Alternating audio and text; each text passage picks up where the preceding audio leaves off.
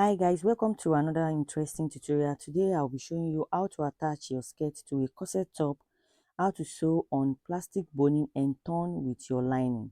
So take note of what I am going to show you in this video. So I'm just basically going to explain to you how to attach your skirt to your basque corset top, whichever shape your corset top is, how you can do that neatly, and how you can sew on your plastic bone, because if you use a rigidine bone alone, it tends to bend, especially on plus size clients. But if you use a plastic bone coupled with your rigidine bone, it tends to be more firm and strong. So I'll be showing you how to do that in this video. So Lord, just pay attention to how I did my own, and you can just use that method and we are still going to achieve the same result. So without wasting much of our time, let's get into the tutorial. And I can tell you that this tutorial is basically for an advanced student, because you must know how to input measurements in your garment. And as you can see here, I'm trying to trace out the basque effect, where the corset, the shape that is at the front and that runs towards the back. So when it gets to the back, we started shaping from the half length. So the half length, the skirt comes in at the half length, as you can see from running it from the back. And this is the skirt that I'm going to attach. So the measurement of the skirt starts from the half length down to the skirt length. So that's what I have. I have my hip padded inside the skirt. So that's what I'm showing you here. So I'll go to my flat table. There are many methods you can use to attach your skirt. You can attach it on a mannequin. You can also attach your skirt on your client. So whichever way you think it's okay for you, but I think this method is fine for me, because there are many times that your client's measurement may not be your mannequin measurement. So what you need to do is you will have put your measurement on your corset top and also on your skirt. So, and I'm trying to match that on the waistline, because the skirt comes in at the half length, which is the upper waist. So she's using upper waist 16. So I'm attaching, I've gotten 16 on my corset top. I marked it where the chalk is and I place it on the skirt. You know, the skirt is starting from the half length basically. So I'm trying to use my pin to attach the corset top to the skirt on the half length so that it will not shift. Then the chalk that I have used to trace out the shape that my corset, that my skirt we have, that front dress we have. So I have used chalk to trace it out. So I'm using chalk to trace it out also on the skirt, following where it falls on the skirt. You know, I have placed my corset top on it. So I will just follow that one carefully. Because I have pinned it down, it will not shift. So I'm following that measurement now. I will chalk it out. And after I chalk it out, I will now remove my pins and take off my corset top. Then cut out the basque effect. Cut out the basque effect carefully. So after I have cut it out, I'll place it back again. Then, sorry for that, I'll place it back again, and this is how it will look. So the next thing is to go on my machine, and I'm going to start the pinning. So even before I start sewing, I will first of all pin it down.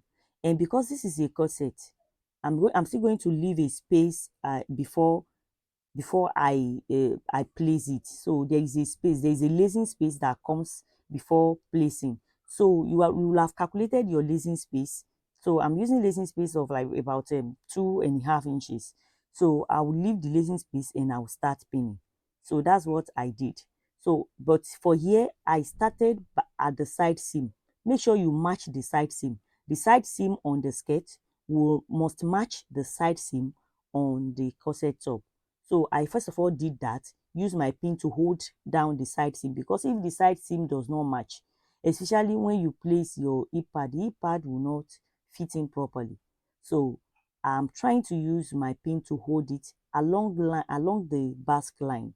So you know there is a kind of V shape at the front. So because we have trimmed it to that shape, so I'll just place my V shape.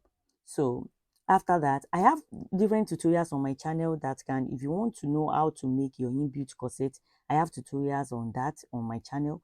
So I'm going to put a link in the description box so that you'll be able to have access to that. So here also, when I get here, you know that there is a side seam here. I'll also pin it down carefully, and I'll run it through to the center back. So I'll just pin it down like so. So after I'm done with my pinning, that is when I will now go ahead to sew. So note that I'm not just pinning, I'm pinning on the chalk line because I have put a chalk on the table. So I'm pinning on the chalk line, I'm following the chalk line, and I'm pinning directly on my chalk line because I have followed my half length measurement. So just go ahead and pin down carefully, and after I have pinned down, then I will turn to the right side and I will see, okay, if it's well placed. So you can see this is what it will look like after sewing. So I'll go ahead now and start my sewing.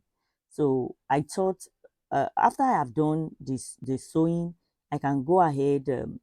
The sewing, I prefer to do the sewing on my blackhead machine. That's my manual machine because of the plastic bone, and for my machine, I don't know if it's the make of my machine, it tends to cut easily when I'm sewing like on bonings or on rigidin bones and stuff like that. So I prefer to use my blackhead. This blackhead is very strong. I don't know if it's applicable to some of us, so but I prefer to do this kind of a thing on my blackhead. So I'll just go ahead and start stitching on where I pinned. I'll start stitching. Remember, there is a bone. So I have I inserted the plastic, I use plastic bone and rigidin bone together to have a firm fitting. So I'll just, when I get to the plastic bone part, I'm going to skip. You know, the bone is just half of an inch. Sometimes it's not even up to half of an inch. I'll skip and reverse and move to the next line that there is no boning, and just the same line. By the time you finish sewing, it won't even show that you skipped on bones. So all those places that you skipped, you can sew it. Use tacking, just untack. And even if you don't untack, if you have reversed before you skip, and after you skip the bone, you still reverse before you start again, there won't be any, it won't be noticeable. It won't show at all. So just try it, and that's a trick, and you thank me later. So after I have done that, I will just continue sewing. When I get to bones, because I told you I use a plastic bone, when I get to bones, I skip because my machine cannot sew on plastic bone except on rigidin bones. So, and I prefer to use a plastic bone because it tends to be more stronger, it won't bend. So I'll just go ahead and stitch along the line that I have pinned. I will just go ahead and stitch carefully. So it's something you do not in a rush, you do it. So when I get to the V shape, I will raise up my presser foot and take my bend. So when you raise up your presser foot, you can still notch that part. Even before I started, I have notched that V shape. I've notched it a little, just like half of an inch, so that I'll be able to maintain my curve at that point. That V will be neat. So I'll just go ahead and continue my stitch the way I told you that it's something you do slowly and steadily. So I'll just follow that chalk line. I'll follow the chalk line because I have stitched the on that line before. Because I have chalked that line before, it will be very easy to follow the chalk line. Make sure it's a chalk that will show till you finish sewing, so that there won't be any error. So having done that, so when I get to another bone, I try to skip it, and that's what I am doing here. I try to skip it. I will reverse. I'll make sure that I'm close to the bone, then reverse and skip the bone and start after skipping the bone again. Immediately after the bones, I'll start stitching. That's what I did here. So, and I'm going to turn to the right side and check what I have done. So this is what I have. This is what, can you see? So just check the bone lines. It's not even showing that the bones are not that I skipped the bone lines. It's not showing at all. and check the V part. The next thing I'm going to do now is to give it a nice press and everything will be flat. You can see it's very neat. So, and check the bones. It's not showing that you skipped the bone part. So that's just how I'm going to do that. And that's what I'm trying to use my finger to show you that it's not showing at all. At all. So some people do wonder, how do you sew on a plastic bone? How do you do that? How do you sew on plastic bone? If you put a plastic bone, how will you attach it? It's not difficult at all. It's still the normal sewing. So not that some people say you do it and tacking. No, you can still use your sewing machine and everything will still come out nice. So if you like, after this, you can still go and untack on those bone lines. But if you don't even untack, if you have reversed your stitch at that point very well, then you don't have any problem. It will be as neat as you untack. So here, I'm moving to my industrial sewing machine to attach my lining.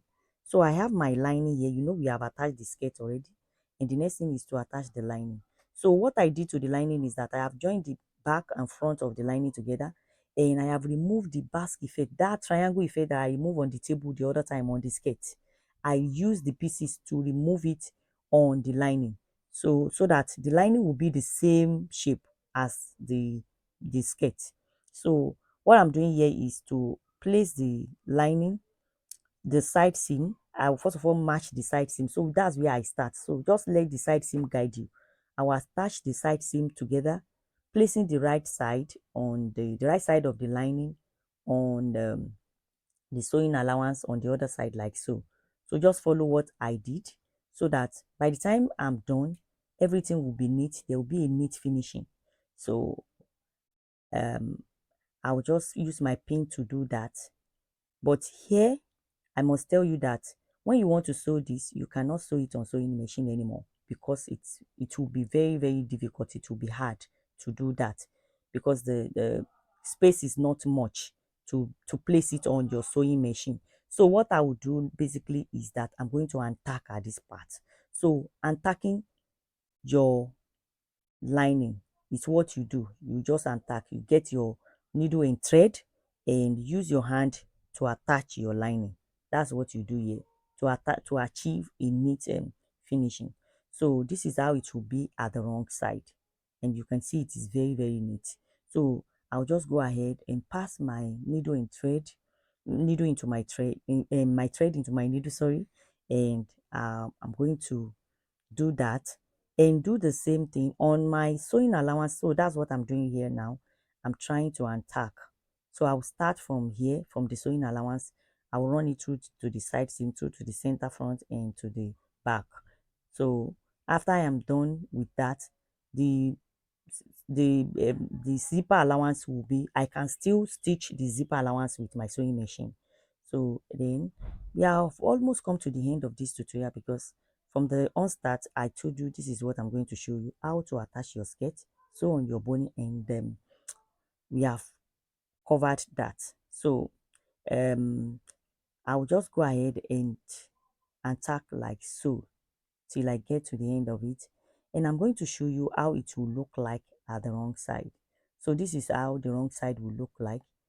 The wrong side, you can see the wrong side is very neat, very, very neat, as neat as the front. So, and this is the aim of this tutorial, how to attach a neat finishing on your corset top, how to turn your corset top and skirt to a dress.